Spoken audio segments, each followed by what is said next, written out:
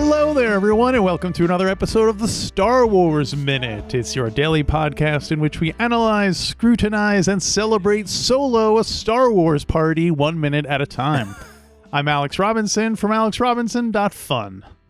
I'm Pete the Retailer from PeteTheRetailer.com. Can never get that right.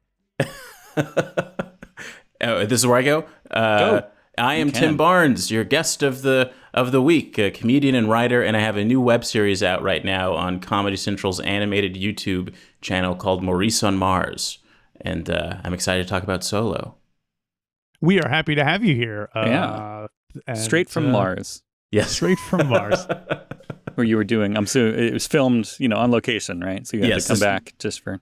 A lot of tax benefits. This is the first cartoon to be filmed on location.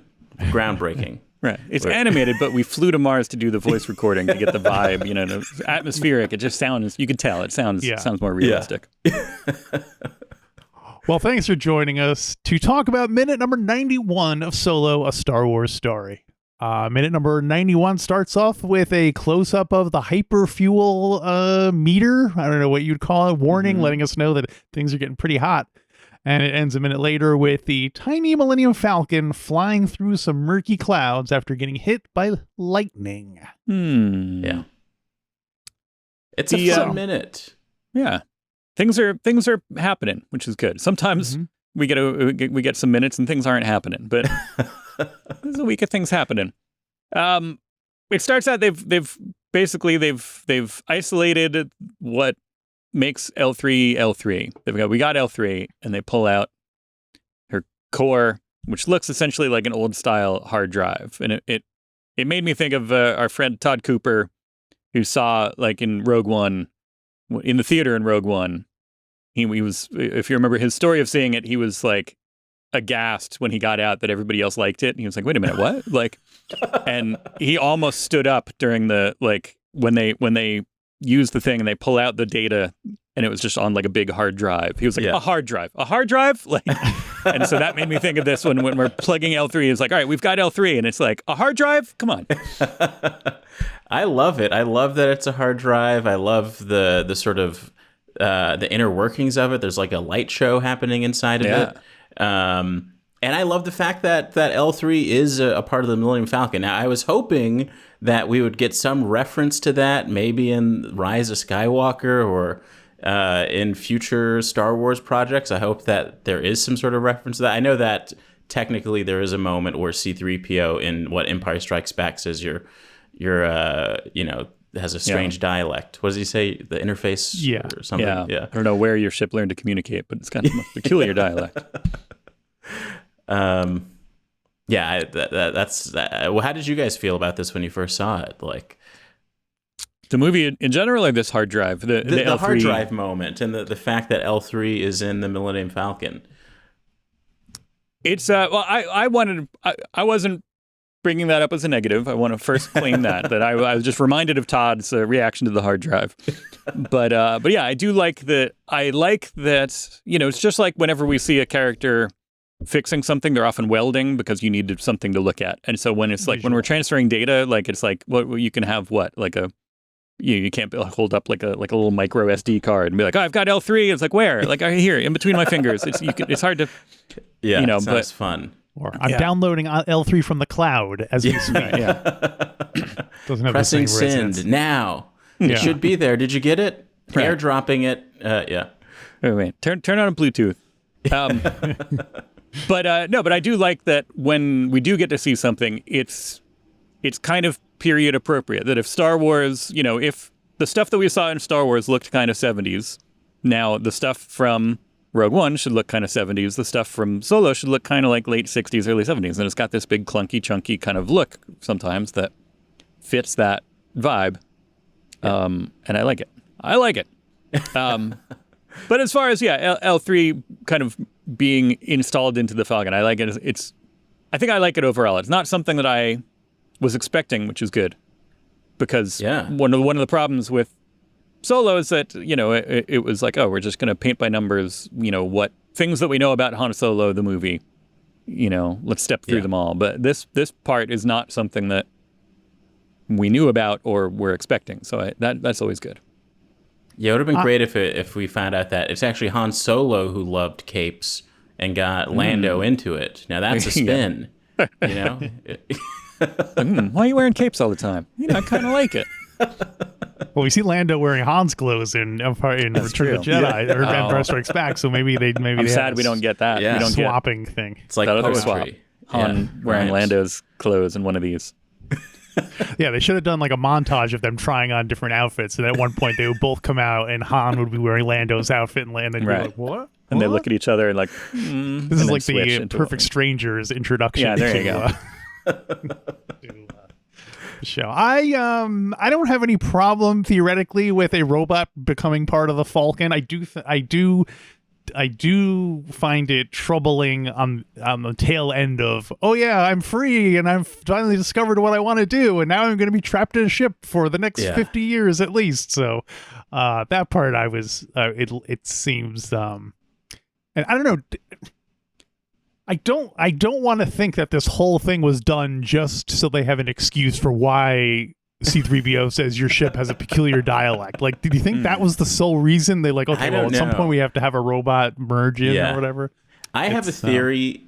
This might sound crazy, but I have a theory that Star Wars is covertly planning an epic series about droids, because there's a lot about like the freedom of droids, even in the new Obi-Wan show, the way young Princess Leia like being called out for like, isn't it, why are you calling these droids by their names? They're just objects to you.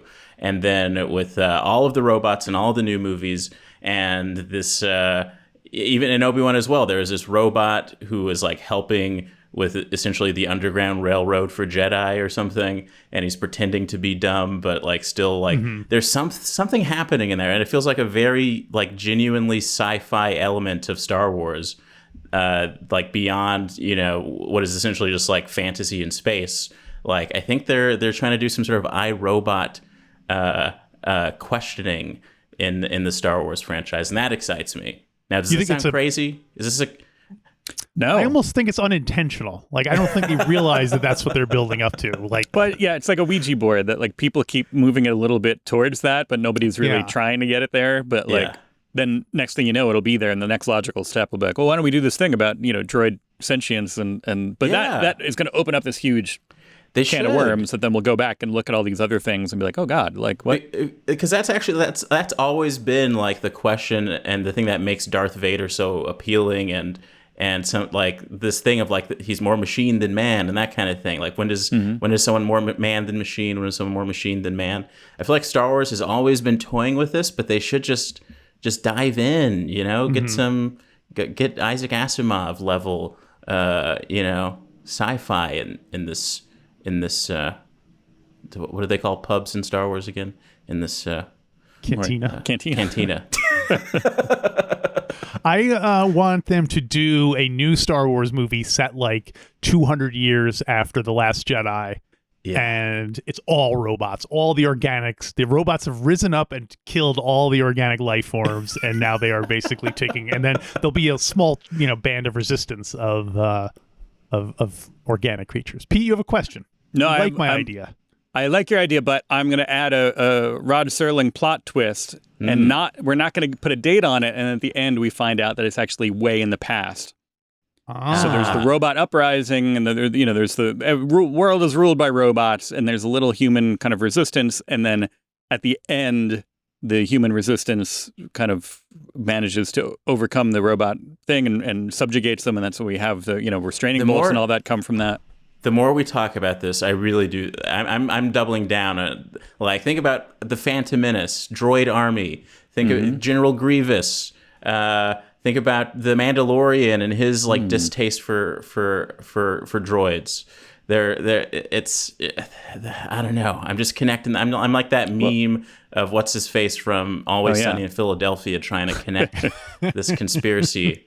But I like that. That's to bring it back. I think that's basically part of writing this movie is that they just went back and watched all the other movies that had Han Solo in them, and they took notes on stuff. All right, we know like Chewie Millennium Falcon, obviously Han, Lando, Chewie, Millennium Falcon, the things that we know we're going to see in this.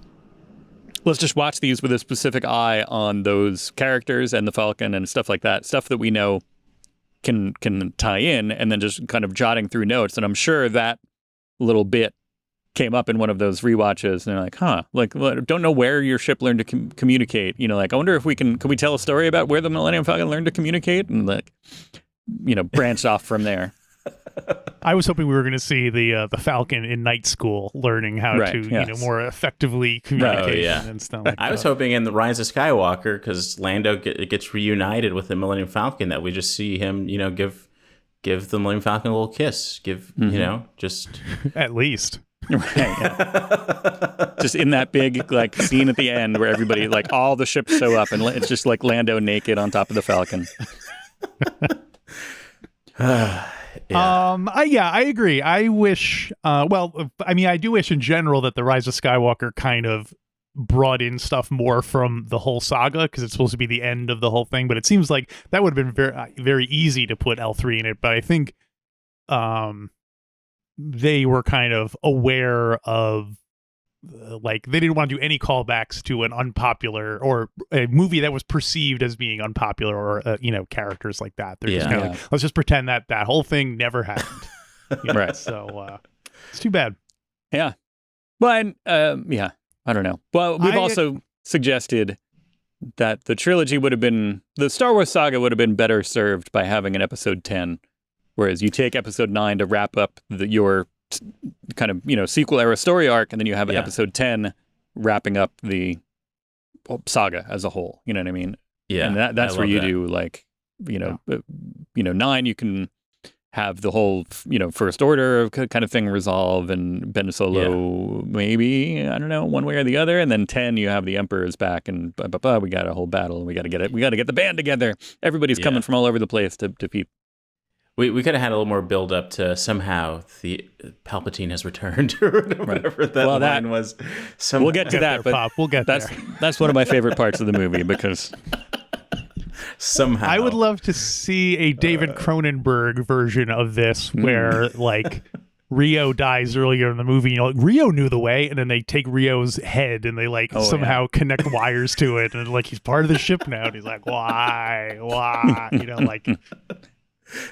And he was always they have a head in a jar on the shelf the whole time, never comment on it or anything. So and then he could be snuggled up in the lap of a Wookiee.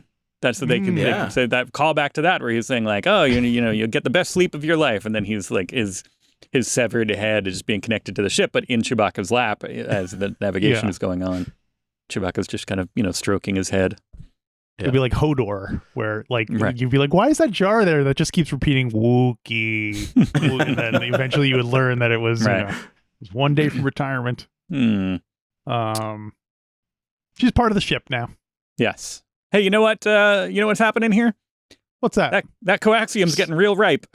I do. This is this. I don't know how much of it and in what kind of tone it was written before getting Woody Harrelson to play this part, but that seems like a real Woodyism. He's, it's that kind of folksy kind of vernacular of his that totally sits with that. That coaxium's getting real ripe. Having a hard time picturing. I don't know if we've come across the idea of them kind of having anybody else play Beckett. We know that Dryden Voss had at least one other iteration, but I don't know if anybody else was considered for Beckett. But it would be interesting that, other than weren't we? I think we had. Was it this that we had talked about? Was it Beckett? We were talking about Rodney Dangerfield being. No, I think Rodney Dangerfield was Dryden Voss. I think we had. Oh, okay. All right. Well.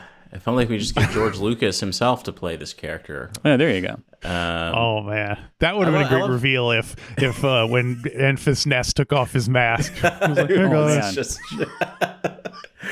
his head digitally placed on that body. Well, it would have to be 20-year-old George Lucas, because this is set 10 years before Star Wars. So isn't Star Wars technology getting a little creepy at this point? It's getting very. I mean, behind the scenes technology. Yeah, like young Luke and all that stuff. It's a little concerning. But I love a good technobabble scene in anything. Oh, you got a good week, man. This is a good week. This is probably the most technobabble in this week compared to the whole of original 6 movies combined into one thing. I like the little globe that Lando is holding red. That communicates with L3. Like it's very Star Trek original series, just kind of like a bunch of wobbly lights, and he's like, she's found the, he can look at those lights and interpret it as words somehow. So I like that. Yeah. Oh, well, there's the one. Well, first, it's like she's interfacing, then it's like, oh, she's part of the ship now. It's like, I'm gonna I'm gonna put this out there. Like if I die first, and if you guys happen to be at some kind of memorial or something like that, please say that. Be like, oh, he's part of the ship now. Like say that about me. Then I'll. He's part of the I'll tell that to your grieving widow and children. Right. He's part of the ship. He's part of the ship. That does sound oddly peaceful, though. Right. I don't know what it means, but he's part of the ship now. Don't worry. Does that mean you'll still produce the show even after your death? Well, we'll see. We'll negotiate.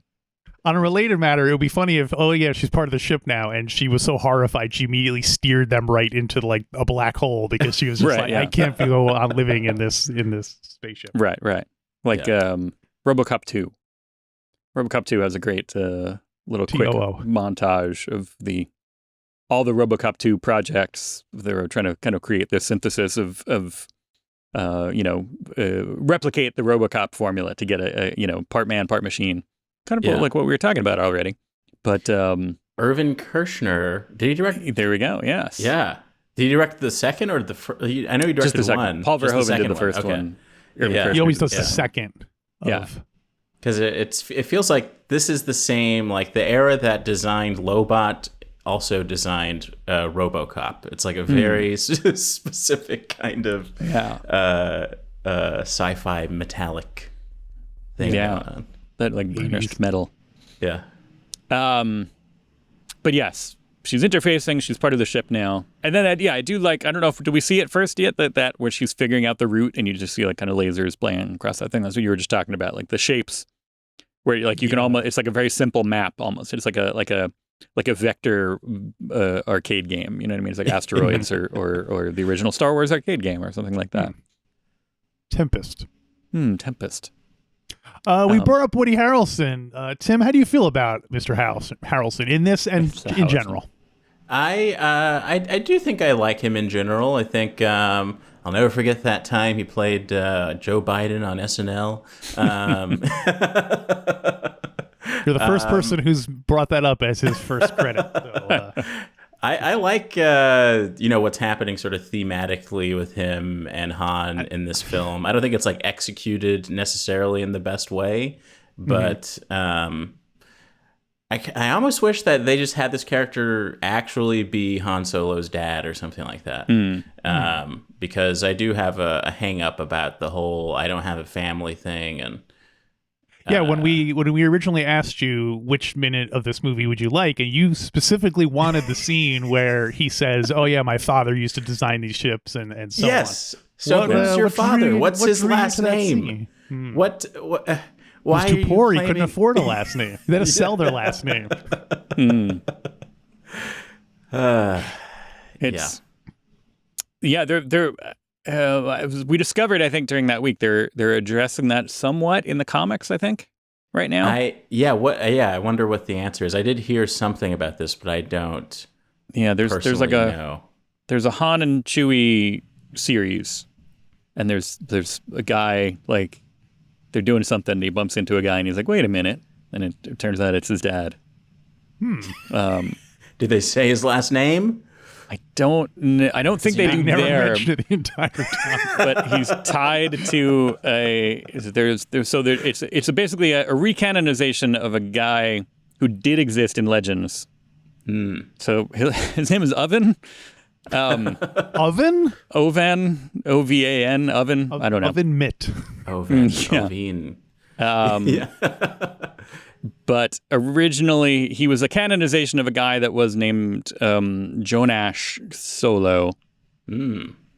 Jonash. I like that all but modern there's- Star Wars, but I guess starting with the prequels, I guess, is sort of like explaining something that doesn't make sense or is mysterious in a previous thing. Like, okay, the next thing now has to explain why his name was never, you know what I mean? It's a very weird thing. Yeah. Yeah. So It's, anywho. I don't know.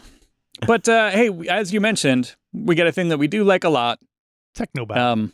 Technobabble, but something that we've been appreciating, which is these really like kind of long shots of the Falcon with scale, where you get to see a little tiny Falcon flying through these giant things. Yes. And there's some great ones this week. Yeah, I like how, one thing I do like about this movie is that it's like sort of cartoony with some of these shots. I mean, the whole situation is a little cartoony with this sort of tentacled space creature, and I don't know. It's like a style that Star Wars doesn't typically explore. I feel like it's usually like pretty static shots that look really cool, and this one's just like a lot of movement. Oh, I guess in the prequels there was a lot of movement, but with like this sort of swashbuckling feel. Yeah, that's pretty good. Like I think whoever actually directed this film did a good job. I don't know how to narrow down who. Yeah, we need a little like arrow going back and forth between like which all the way to Lord and Miller here. Nope, I'm Ron Howard. Like this shot. Yeah. Yeah. I am a big fan of static shots, but mainly because I grew up watching the first Star Wars more than anything else. And so I think that's just that's what I know movies to be. Therefore, I like movies more when they're just like the camera's locked down and barely moves.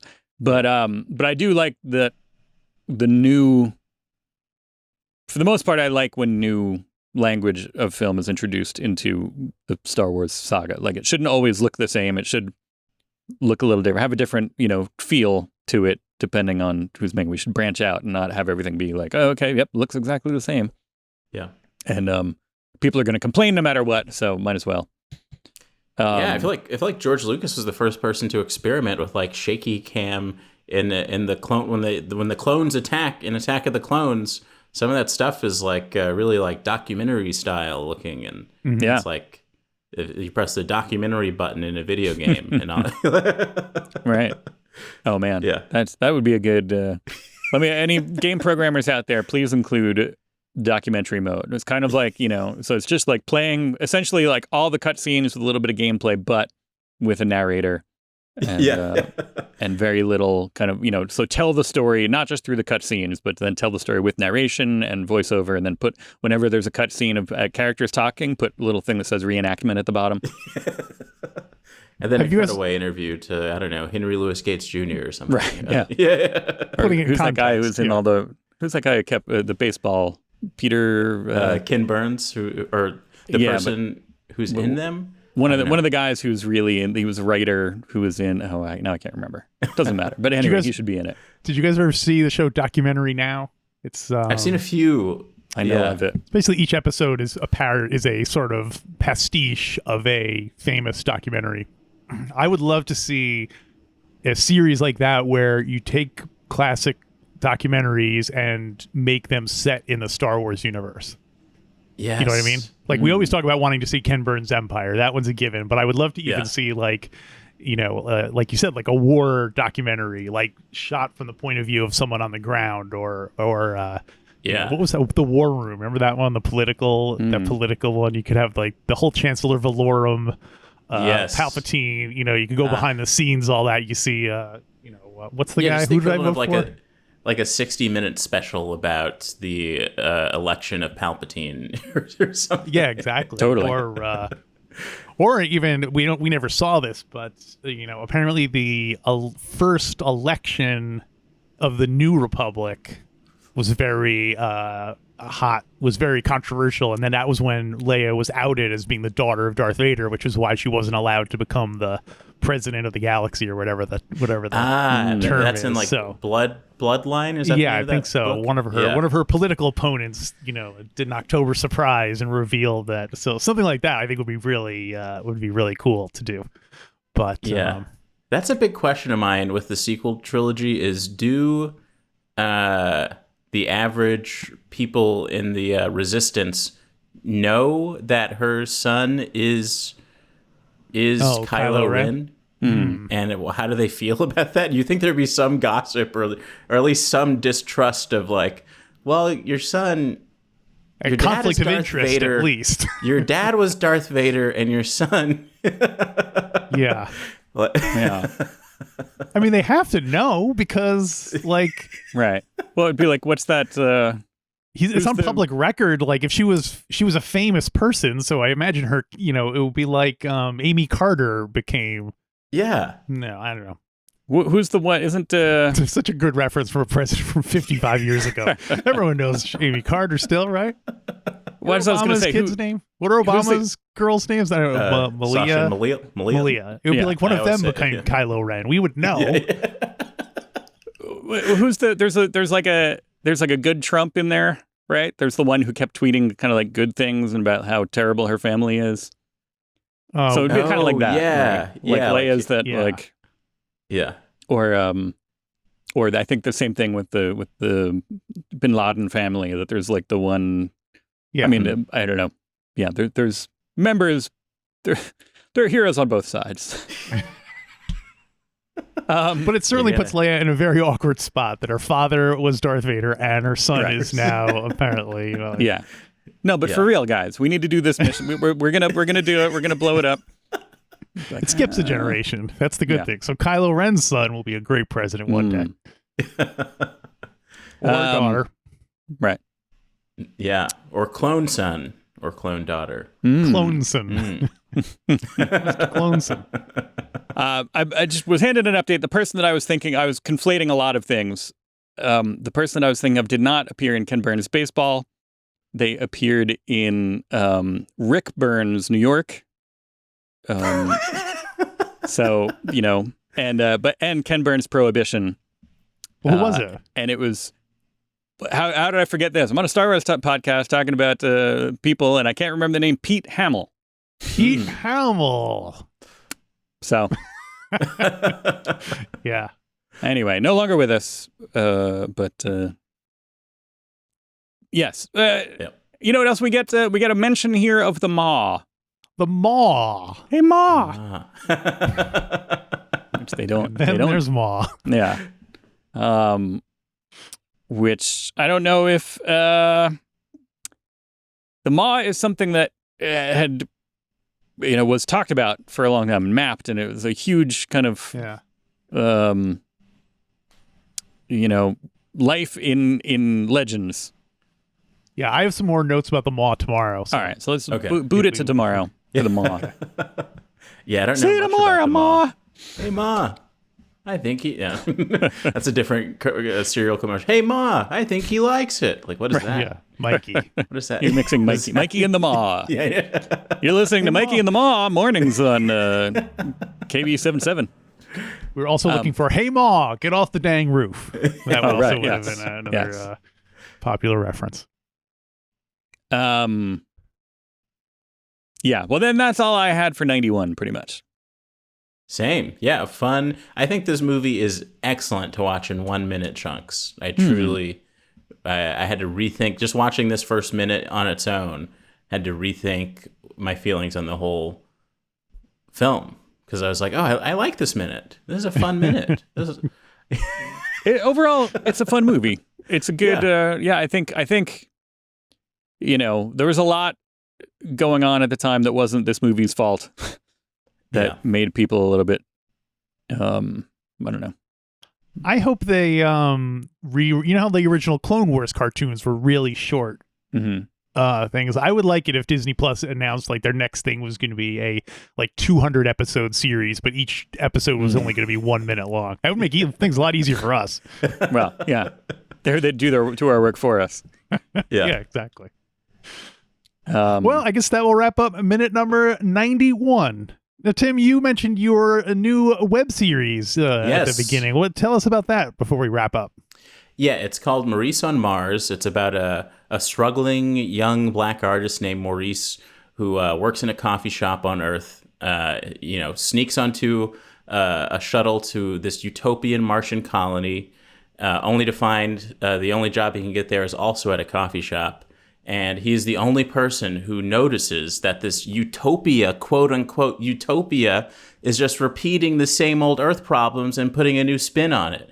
And so each episode is about that. How is everything different on Mars, and how does that reflect what's actually happening right now on Earth? So the first episode was kind of, I guess it's a little bit about policing on Mars. Second episode is about sports on Mars, and the third episode is about the first Martian recession. So I hope people like it. There's some great animation. Some voices include Lori Beth Dinberg of All That fame, this great comedian and SNL writer named Claire O'Kane, voices Maurice's coworker. One of my favorite comedians, Dwayne Kennedy, voices a regular in the coffee shop, and just so much more. So check it out and spread the word if you do. Is it all humans? The character, not obviously the actors. I'm assuming are all humans, but are the characters all humans, or are there aliens mixed in there? There's all humans. There's some speculation as to whether one character is an alien, but this is a future, and it's an unspecified future. So I took a little. It's the same magic that makes Star Wars work, where it's like in the past but feels futuristic. This is in the future, but I never put a date on it. So this is a future that, like, I wanted to feel like this is a cartoon that could have come out in the 70s and this is their vision of the future, or it could have come out in the 80s and this is their vision of the future, or it could come out right now and it's their vision and our vision of the future. I wanted to be sort of nebulous in that way.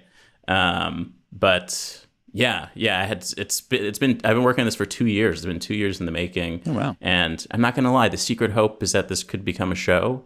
But even if it's just something that delights people on the internet, that's totally fine. And I can keep rambling forever, so you might have to cut me off. I never know how to stop promoting. No, we'll spread it out over the week. So yeah.